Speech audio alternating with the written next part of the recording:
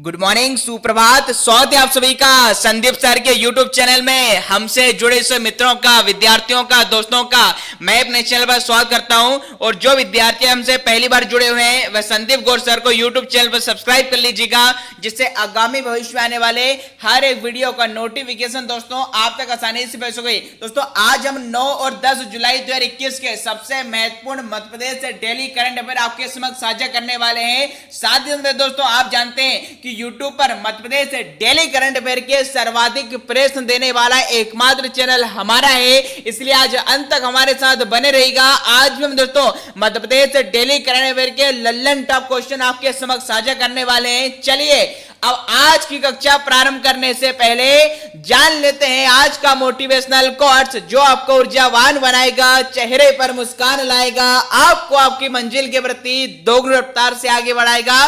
तो क्या मैं दोस्तों आज का ऊर्जावान संदेश कि मुश्किलें जरूर हैं मगर ठहरा नहीं हूं मैं। क्या मुश्किलें जरूर हैं मगर ठहरा नहीं हूं मैं। मंजिलों से कह दो मेरे दोस्तों अभी तो मैं पहुंचा ही नहीं हूं। क्या अभी तो मैं दोस्तों पहुंचा ही नहीं हूं मैं। जी हाँ मैं दोस्तों, जीवन में आपकी चाहे कितनी तकलीफें आए, चाहे कितनी परेशानियां आए, चाहे कितनी मुश्किलें आए, आपको हर हाल में दोस्तों ठहरना नहीं है। यदि आप ठहर जाते हैं, हार मान लेते हैं, तो कभी में दोस्तों मंजिल आपको नहीं मिलेगी। इसलिए दोस्तों हर वक्त, हर क्षण, हर पल आपको आगे बढ़ते रहना है और संघर्ष करते रहना है, क्योंकि हमने पहले भी कहा है कि जो पसीने से नहाएगा वह सिर्फ लिबास बदलेगा और जो पसीने से नहाएगा यकीनन मेरे दोस्तों वही इतिहास बदलेगा। क्या वही मेरे दोस्तों इतिहास बदलेगा।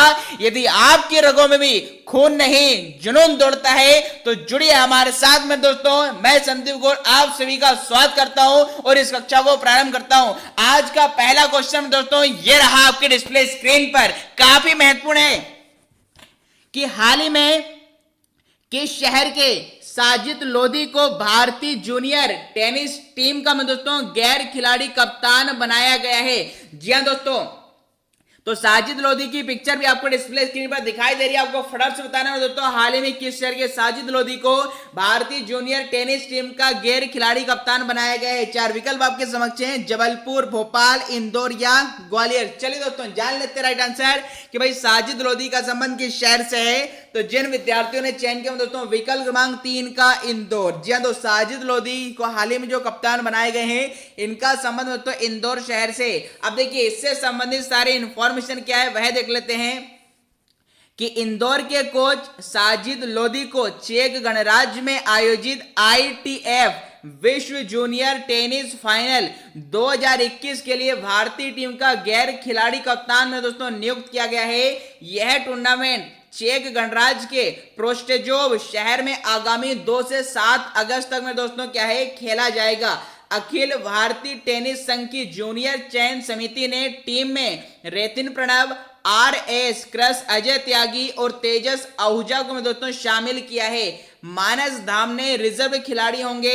ITF विश्व जूनियर टेनिस फाइनल 14 और इससे कम उम्र के बालक और बालिकाओं के लिए दोस्तों अंतरराष्ट्रीय टेनिस महासंघ की टीम चैंपियनशिप है। यह टूर्नामेंट का लगातार 21वां वर्ष है जब फाइनल चेक गणराज्य के में दोस्तों प्रोस्टेजोव में होगा। इससे संबंधित इंफॉर्मेशन आपने कल के न्यूज़पेपर में पढ़ी होगी कि वर्ल्ड जूनियर टेनिस के लिए मध्य प्रदेश के साजिद नॉन फ्लाइंग कप्तान में दोस्तों बने हैं। और मध्य प्रदेश के किस शहर से संबंध है तो इनका दोस्तों इंदौर शहर से संबंध है। अब देखिए ITF का मतलब होता है इंटरनेशनल टेनिस फेडरेशन। इससे संबंधित आपको बता देंगे इसका फॉर्मेशन हुआ था 1 मार्च 1913 को।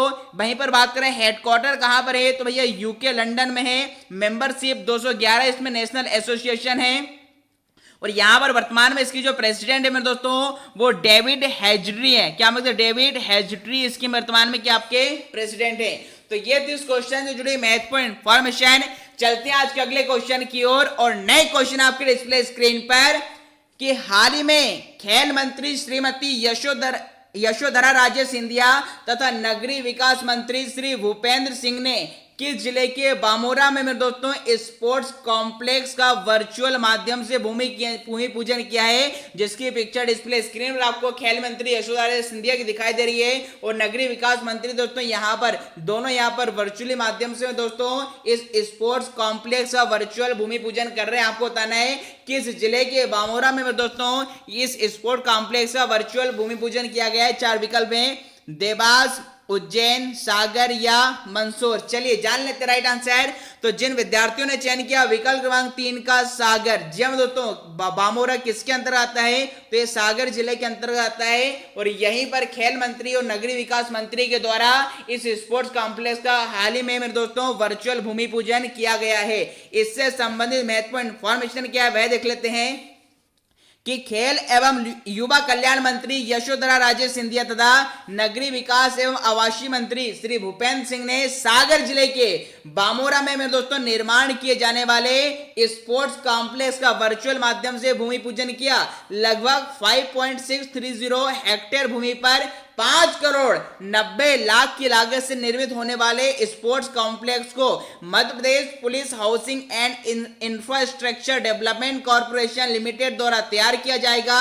इस स्पोर्ट्स कॉम्प्लेक्स में badminton court, football, athletics track, basketball, volleyball, table tennis, gym, store आदि की दोस्तों सुविधाएं उपलब्ध होंगी। तो हाल ही में आपको ध्यान रखना है इस स्पोर्ट्स कॉम्प्लेक्स का वर्चुअल शुभारंभ कहां पर किया गया है, भूमि पूजन कहां पर किया गया, तो सागर जिले के बमोरा में किया गया है। तो ये थी इस क्वेश्चन जुड़ी तमाम महत्वपूर्ण इंफॉर्मेशन। चलते हैं आज के अगले क्वेश्चन की ओर और नए क्वेश्चन आपके डिस्प्ले स्क्रीन पर काफी महत्वपूर्ण है भाई कि हाल ही में मुख्यमंत्री श्री चौहान ने किस जिले में नवनिर्मित आरटीपीसीआर लैब का मैं दोस्तों वर्चुअल लोकार्पण किया है। जैसा आपके पिक्चर डिस्प्ले स्क्रीन पर दिखाई दे रही है मुख्यमंत्री शिवराज सिंह चौहान की, तो आपको बताना है हाल ही में किस जिले में आरटीपीसीआर लैब का वर्चुअल शुभारंभ में दोस्तों वर्चुअल लोकार्पण मामा जी के द्वारा किया गया है। 4 विकल्प हैं, जबलपुर, मंदसौर, रीवा या उज्जैन। चलिए जान लेते राइट आंसर। तो जिन विद्यार्थियों ने चयन किया दोस्तों विकल्प क्रमांक 2 का मंदसौर, जी हां, मंदसौर इज द परम सत्य आंसर।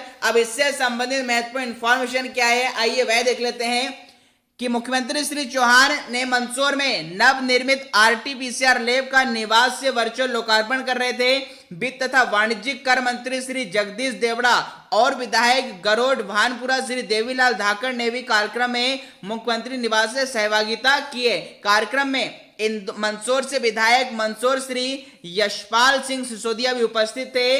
मुख्यमंत्री चौहान ने कहा है कि मंदसौर में दोस्तों पहला जिला, इस चीज को ध्यान रखेंगे, मंदसौर पहला ऐसा जिला है जहां मेडिकल कॉलेज के अलावा आरटीपीसीआर लैब स्थापित किए गए हैं। विधायक श्री यशपाल सिंह सिसोदिया द्वारा विधायक निधि से दिए गए 35 लाख और समाज सेवी तथा उद्योगपति श्री प्रदीप गनेड़ीवाल द्वारा 15 लाख के सहयोग से कुल 50 लाख रुपए की लागत से यह लैब में दोस्तों स्थापित की गई है। मेरे दोस्तों जो कोरोना की टेस्टिंग है ज्यादा से ज्यादा की जा सकेगी इस अब लैब के माध्यम से। और महत्वपूर्ण इंफॉर्मेशन क्या है वह देख लेते हैं कि मुख्यमंत्री श्री चौहान ने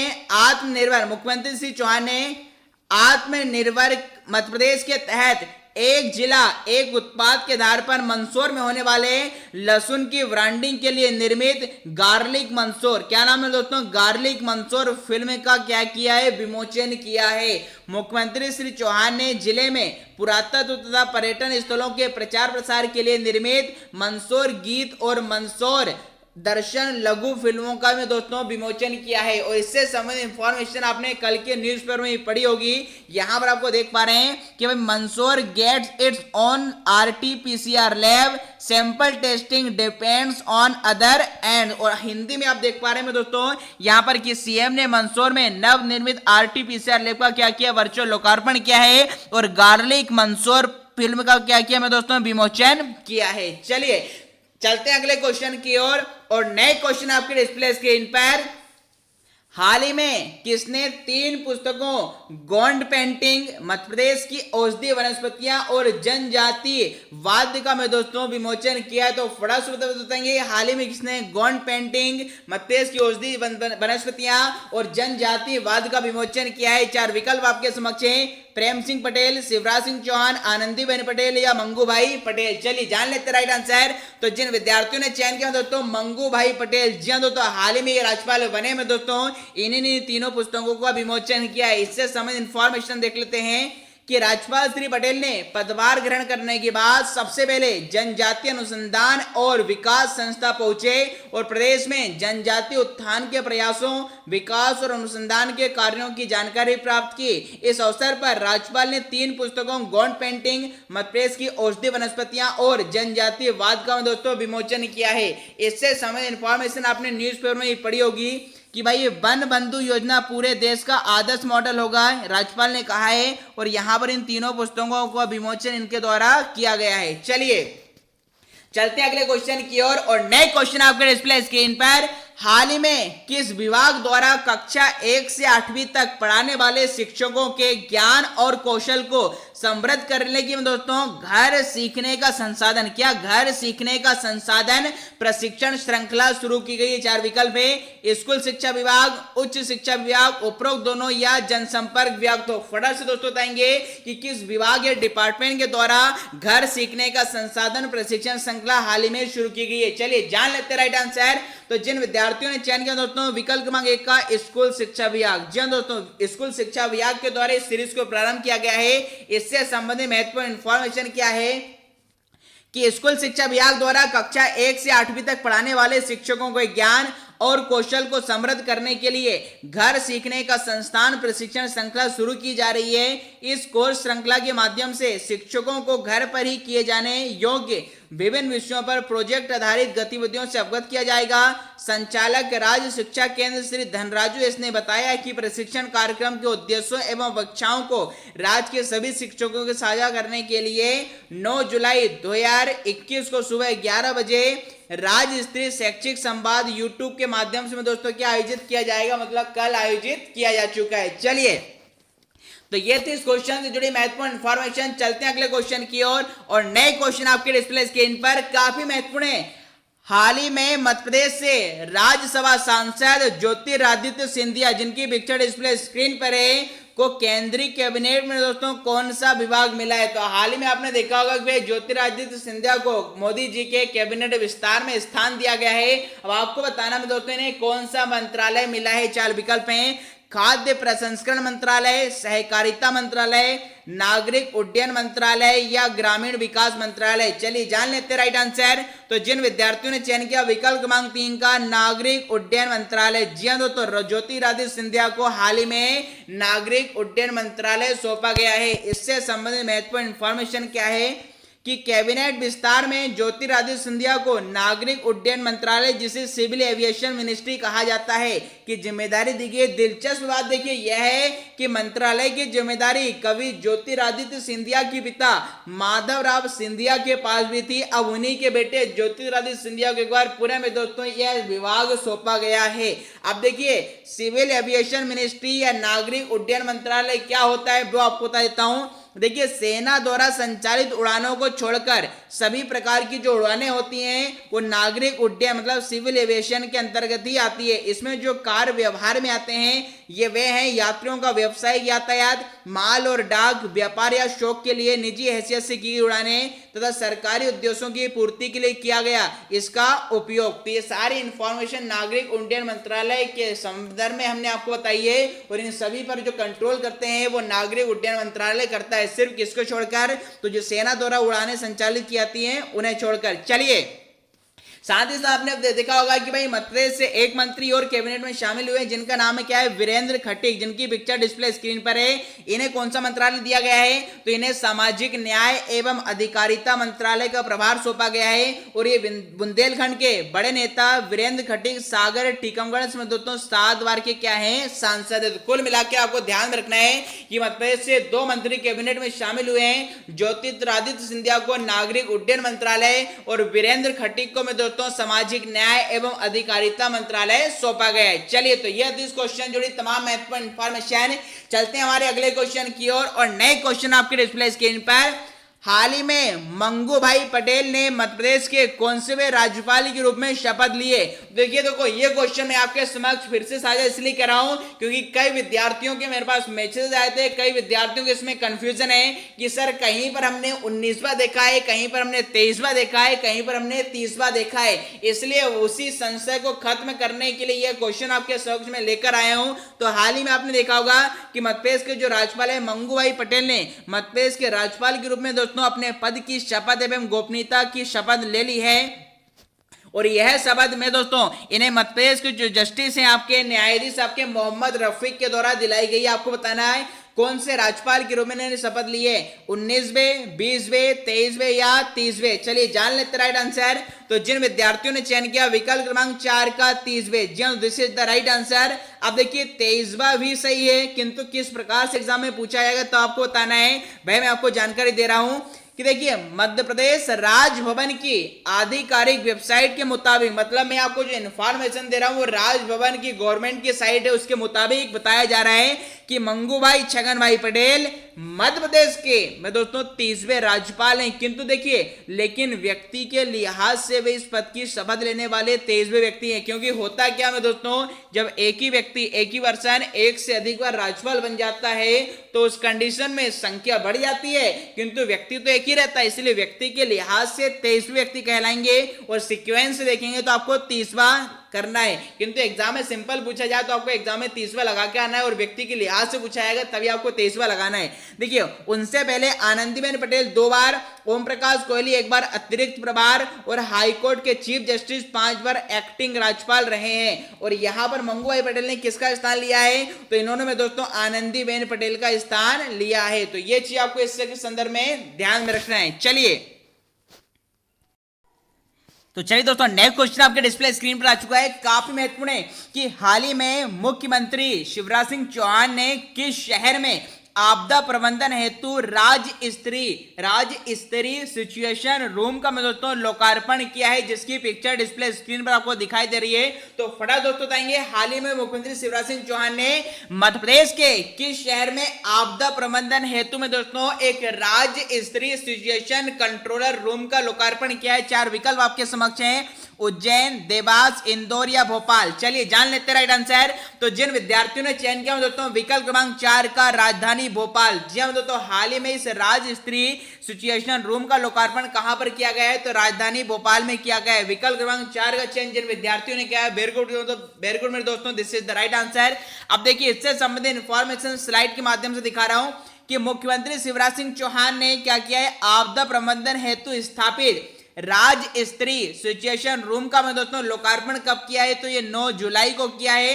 कब किया है? मैं दोस्तों 3 बजे किया है। और कहां पर किया है? तो ये स्थान भोपाल में किया है। अब देखिए क्या महत्वपूर्ण है इससे संबंधित तथ्य वह जान लेते हैं कि मुख्यमंत्री चौहान ने कल वल्लभ भवन भोपाल एनेक्सी 2 में स्थापित राज्य स्तरीय सिचुएशन रूम तथा होमगार्ड मुख्यालय पर स्थापित राज्य स्तरीय कंट्रोल एंड कमांड सेंटर का मैं दोस्तों लोकार्पण किया है। शिवराज सिंह चौहान ने कहा है कि अत्याधुनिक तकनीक का उपयोग करते हुए मध्य प्रदेश ने आपदा नियंत्रण के बेहतर इंतजाम किए हैं, जैसे बाढ़, भूकंप आदि दुर्घटनाएं आदि सभी प्रकार की आपदाओं की हर स्थिति में निपटने के लिए मैं दोस्तों टीम मध्य प्रदेश क्या है, तैयार है। मतलब कुल मिला के कि भाई मध्य प्रदेश में कोई अचानक से कोई मैं दोस्तों आपदा आ जाती है, चाहे वो बाढ़ हो, भूकंप हो, तो इस सभी की मॉनिटरिंग करने के मेरे दोस्तों वल्लभ भवन में एक कंट्रोल रूम आपका बनाया गया है। इससे संबंधित इंफॉर्मेशन स्लाइड के माध्यम से आप देखेंगे कि आपदा में मिलेगी तत्काल सहायता। मुख्यमंत्री चौहान ने किया निगरानी एवं स्टेट डिजास्टर कमांड एवं कंट्रोल सिस्टम का लोकार्पण। और सारे महत्वपूर्ण पहलू आप मेरे दोस्तों स्लाइड के माध्यम से आसानी से पढ़ सकते हैं। चलिए फिलहाल चलते हैं अगले क्वेश्चन की ओर। और नए क्वेश्चन में दोस्तों आपके डिस्प्ले स्क्रीन पर काफी महत्वपूर्ण दोस्तों 100% छपेगा कि राज्य सरकार द्वारा पौधारोपण को बढ़ावा देने के लिए शुरू किए गए अंकुर अभियान में मेरे दोस्तों कौन सा जिला प्रदेश में अव्वल नंबर पर रहा है। जी हाँ दोस्तों, आपने देखा होगा कुछ ही समय पहले मध्य प्रदेश सरकार के द्वारा मध्य प्रदेश में पौधारोपण को डेवलप करने के लिए, पौधारोपण को बढ़ाने के लिए कौन सा अभियान शुरू किया गया था दोस्तों? अंकुर अभियान शुरू किया गया था, जिसकी शुरुआत शिवराज सिंह चौहान ने विश्व पर्यावरण दिवस के अवसर पर दोस्तों स्मार्ट सिटी पार्क से की थी। आपको बताना है इसमें कौन सा जिला अव्वल नंबर पे है जिसने सबसे ज्यादा अभी तक में दोस्तों वृक्षारोपण किया है। 4 विकल्प में ग्वालियर, जबलपुर, इंदौर या भोपाल। चलिए जान लेते राइट आंसर। तो भाई जिन विद्यार्थियों ने चयन किया विकल्प क्रमांक 3 का इंदौर। जी हाँ, तो इंदौर इज द परम सत्य आंसर। इससे संबंधित महत्वपूर्ण इंफॉर्मेशन क्या है कि मुख्यमंत्री शिवराज सिंह चौहान की पहल पर मई में यह अभियान शुरू किया गया था, जो में दोस्तों जुलाई तक जारी रहेगा। मानसून सीजन में राज्य सरकार द्वारा पौधारोपण को बढ़ावा देने के लिए शुरू किए गए अंकुर अभियान में भी दोस्तों इंदौर जिला मध्य प्रदेश में अव्वल नंबर पर रहा है। चाहे अभियान के लिए पंजीयन कराना हो या पौधे लगाकर फोटो अपलोड करना हो, दोनों ही मामलों में अब तक इंदौर सबसे शीर्ष पर है। इंदौर जिले में अब तक में दोस्तों 10,000 से ज्यादा लोगों ने पंजीयन कराया है और 11,000 से ज्यादा लोग में दोस्तों पौधे लगाकर इन्होंने अपना फोटो अपलोड कर चुके। तो ये महत्वपूर्ण इंफॉर्मेशन आपको इससे संबंधित ध्यान में रखना है। चलिए चलते हैं अगले क्वेश्चन की ओर और नए क्वेश्चन आपके लिए डिस्प्ले स्क्रीन पर। हाल ही में अटल बिहारी वाजपेयी सुशासन संस्थान ने कितने उत्कृष्ट शैक्षणिक संस्थानों के साथ दोस्तों MOU अर्थात मेमोरेंडम ऑफ अंडरस्टैंडिंग किया है, जिसकी पिक्चर डिस्प्ले स्क्रीन पर है। तो आपको बताना है अटल बिहारी वाजपेयी सुशासन संस्थान जो कि राजधानी भोपाल में है, इसने हाल ही में कितने में दोस्तों एजुकेशनल इंस्टीट्यूट के साथ एक मेमोरेंडम किया है? 4 विकल्प में 4, 6, 4, 5, 6 या 7। चलिए जान लेते हैं राइट आंसर। तो जिन विद्यार्थियों ने चयन किया विकल्प क्रमांक 3 का 6। जी तो कितने एजुकेशनल इंस्टीट्यूट के साथ ये MOU हुआ है? तो ये 6 इंस्टीट्यूट के साथ हुआ है। अब किन 6 इंस्टीट्यूट के साथ हुआ है या फिर क्यों MOU किया गया है वह जान लेना काफी महत्वपूर्ण है। तो इससे संबंधित इंफॉर्मेशन हम लोग देख लेते हैं कि अटल बिहारी वाजपेयी सुशासन एवं नीति विश्लेषण संस्थान ने शुक्रवार को विभिन्न विश्वविद्यालयों एम्स, NRIH तथा IISIR के साथ 6 MOU किए हैं। MOU का मुख्य लक्ष्य में दोस्तों पब्लिक पॉलिसी, गवर्नेंस, एडमिनिस्ट्रेशन और अन्य संबंधित क्षेत्रों में आपसी सहयोग से ज्ञान संवर्धन और बेहतर नीति बनाना है। इस सुशासन संस्थान और MOU करने वाले संस्थान में दोस्तों इससे क्या होंगे?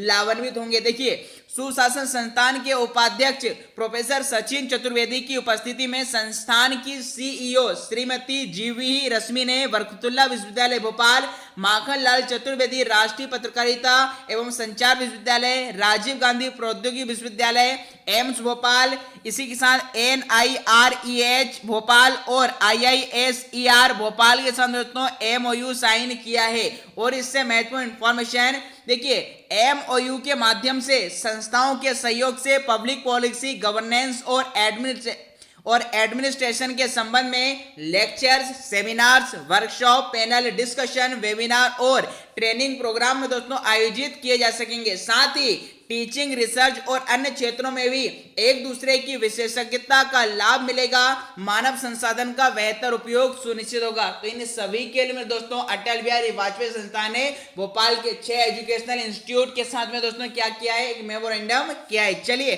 तो ये थी इस क्वेश्चन जुड़ी तमाम महत्वपूर्ण इंफॉर्मेशन। चलते हैं आज के अगले क्वेश्चन की ओर और नए क्वेश्चन आपके डिस्प्ले स्क्रीन पर काफी महत्वपूर्ण है कि हाल ही में किस शहर के कमला नेहरू प्राणी संग्रहालय में 3 खास प्रजाति के 5 पक्षियों में दोस्तों जोड़े लाए गए हैं, जिसकी पिक्चर डिस्प्ले स्क्रीन पर है। तो आपको बताना है ये खूबसूरत से में दोस्तों पक्षी हाल ही में आपके जो कि बेंगलुरु से लाए गए हैं। आपको बताना है किस शहर के कमला नेहरू प्राणी संग्रहालय में लाए गए हैं। 4 विकल्प में उज्जैन, इंदौर, जबलपुर या ग्वालियर। चलिए जान लेते हैं राइट आंसर। तो भाई जिन विद्यार्थियों ने चयन किया में दोस्तों विकल्प क्रमांक 2 का इंदौर। जी हाँ दोस्तों कमला नेहरू प्राणी संग्रहालय कहां पर है? इंदौर शहर में स्थित है।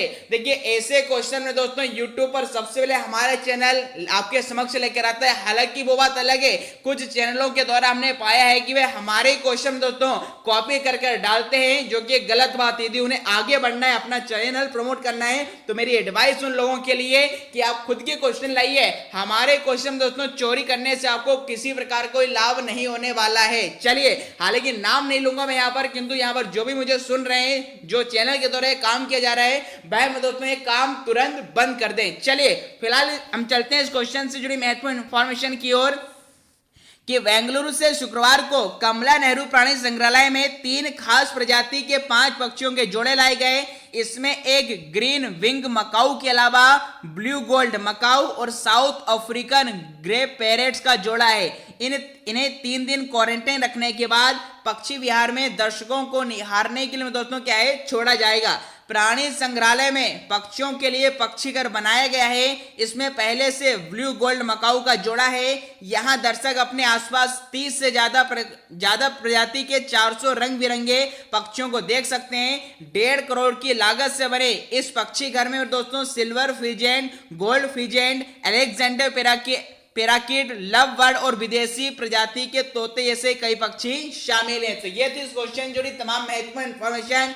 चलते हैं दोस्तों आज के अंतिम क्वेश्चन की ओर और नए क्वेश्चन आपके डिस्प्ले स्क्रीन पर कि हाल ही में गृह मंत्री डॉक्टर नरोत्तम मिश्रा ने किस शहर के एमवाय हॉस्पिटल को दोस्तों मॉडल हॉस्पिटल के रूप में विकसित करने की घोषणा की है। 4 विकल्प है, इंदौर, ग्वालियर, उज्जैन या देवास। तो फटाफट बताएंगे दोस्तों कि एमवाय हॉस्पिटल किस शहर में स्थित है। चलिए जान लेते हैं राइट आंसर। तो जिन विद्यार्थियों ने चयन किया विकल्प क्रमांक 1 का इंदौर, जी हाँ, तो एमवाय हॉस्पिटल के आपके इंदौर शहर में स्थित है और इससे में दोस्तों हाल ही में आपके होम मिनिस्टर नरोत्तम मिश्रा जी ने मॉडल हॉस्पिटल विकसित करने की घोषणा की है। अब इससे संबंधित महत्वपूर्ण इंफॉर्मेशन क्या है, आइए वह जान लेते हैं कि मंत्री डॉक्टर मिश्रा की अध्यक्षता में हुई बैठक में सर्वसम्मति से तय किया गया है कि इंदौर के बंगाली चौराहे पर निर्माणाधीन फ्लाईओवर का नामकरण पूर्व केंद्रीय मंत्री स्वर्गीय श्री माधवराव सिंधिया के नाम पर करना और एमवाय हॉस्पिटल को मॉडल हॉस्पिटल के रूप में विकसित करने, बाणगंगा के 30 बिस्तरी अस्पताल का उन्नयन 100 बिस्तरी अस्पताल में करने के लिए राज्य शासन को दोस्तों प्रस्ताव भेजने का निर्णय लिया गया है। और ये कहां पर किया गया दोस्तों, इंदौर शहर की यहाँ पर बात चल रही है। चलिए दोस्तों, तो ये 12 हमने सबसे महत्वपूर्ण मध्य प्रदेश करंट अफेयर आपके समक्ष साझा किए हैं। अब विदा लेने का समय आपके समक्ष आ चुका है। मिलते हैं दोस्तों नेक्स्ट क्लास में। तब तक में दोस्तों ये खुश रहिए, मस्त रहिए, व्यस्त रहिए और स्वस्थ रहिए। मिलते हैं नेक्स्ट क्लास में। थैंक यू, जय हिंद।